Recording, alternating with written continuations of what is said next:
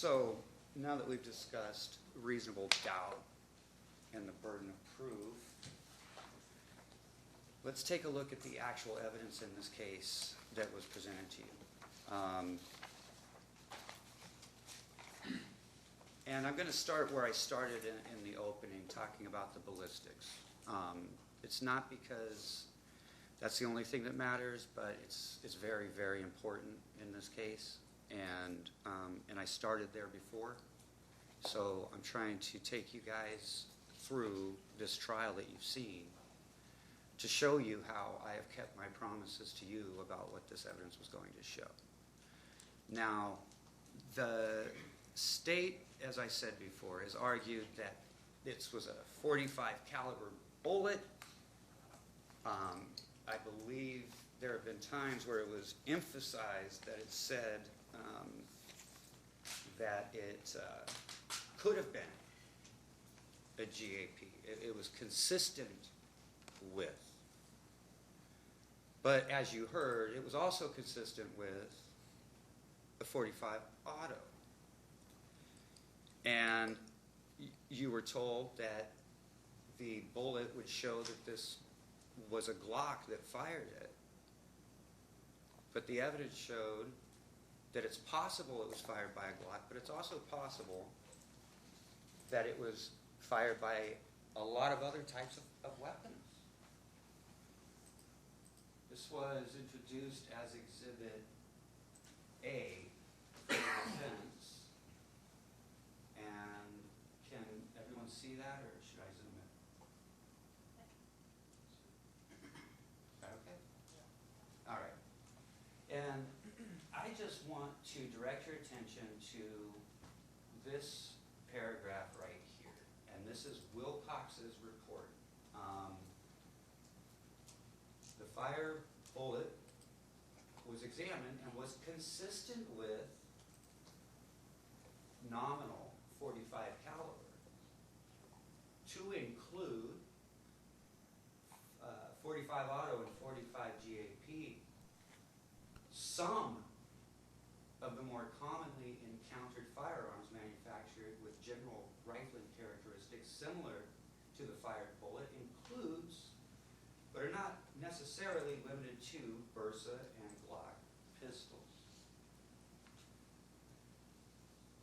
And if you'll recall, when Mr. Wilcox was testifying, he was asked the question by the state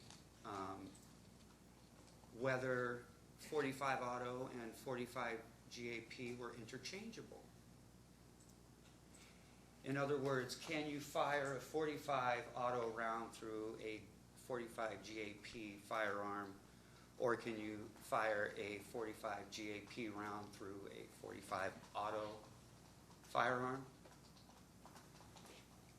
And Mr. Wilcox said no. He said no, they're not interchangeable. The .45 auto is too long to be fired from a .45 GAP. They're different rounds. They're the same caliber, but the bullets are different. So there's been no proof that this bullet was fired from a Glock. There hasn't even been proof of if it was a .45 auto or a .45 gap. It's consistent with the weapon that the state tells you is the murder weapon. So that's what you should focus on. I say that rhetorically.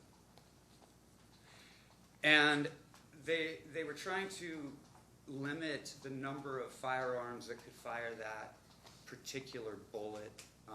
And my colleague, Mr. Ogata, when he was questioning Mr. Wilcox, Mr. Wilcox said that there's perhaps millions of firearms that could have fired that bullet.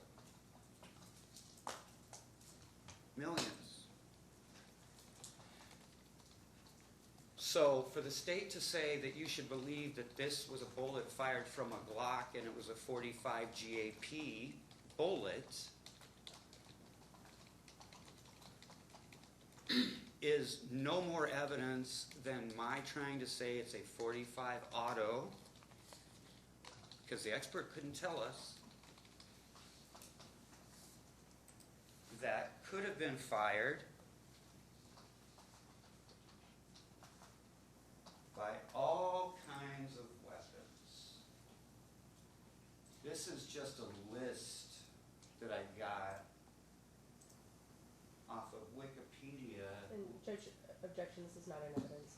It's not evidence, it's demonstrative. Okay, This is well, not no, evidence. Judge, yeah, It's and- the state. no, just objection, it's demonstrative It's evidence. not that been will be introduced in admitted. any way before this point.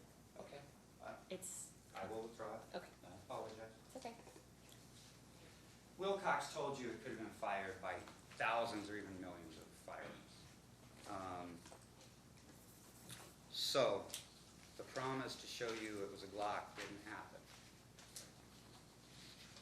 My promise to show you that the evidence showed they couldn't tell you what it was did.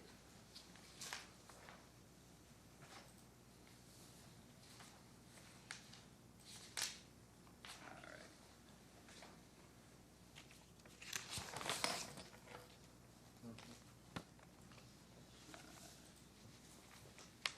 Sorry, guys, I'm looking for my outline. I'm trying to get through this.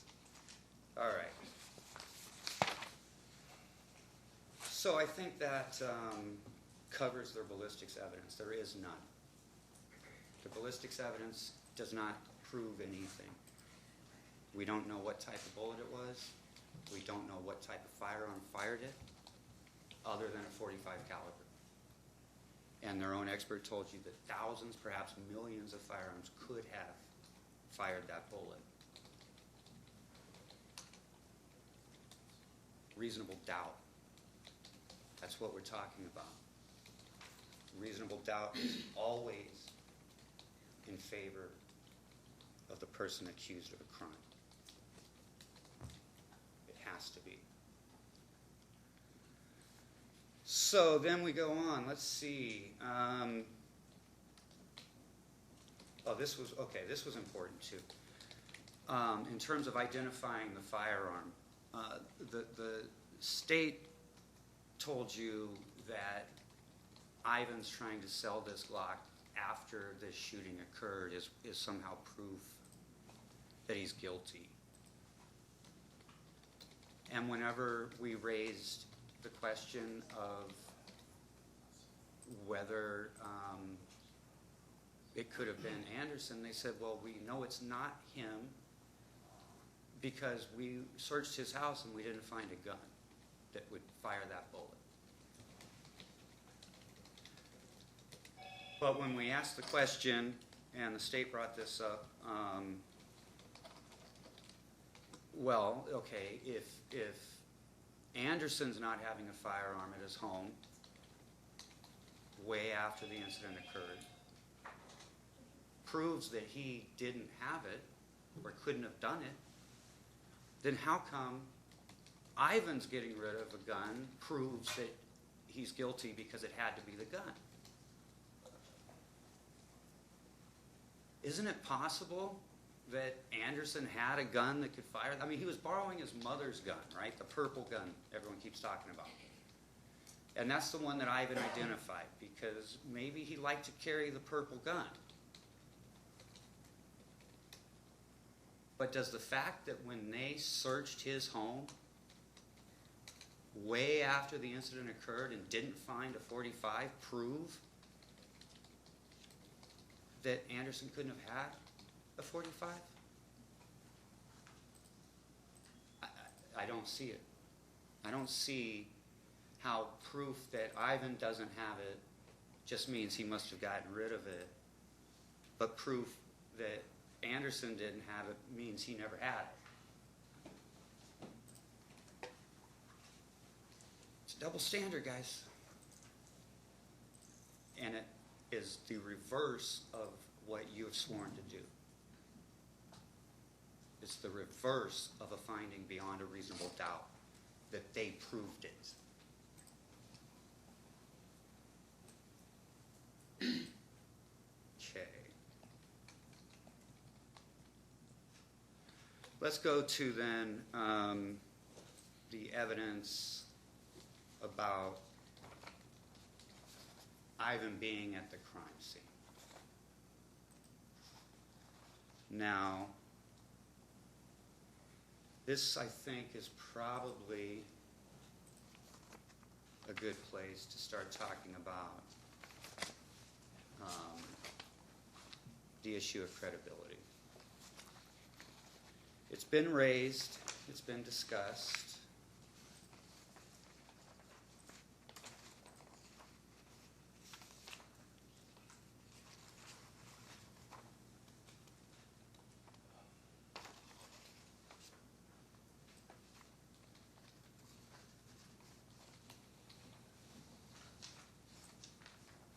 And let's talk about the credibility of the state's only witness. I mean, I'm gonna object again because, I mean, look, it's a picture of Michael Anderson, but it's not in evidence. I don't know why we keep putting up. We do have a picture of Michael Anderson in evidence. Do you know what that is? Yeah, I can go pull it for him. I just don't know why we keep putting up exhibit. Actually, can you just approach for a quick Sure. second?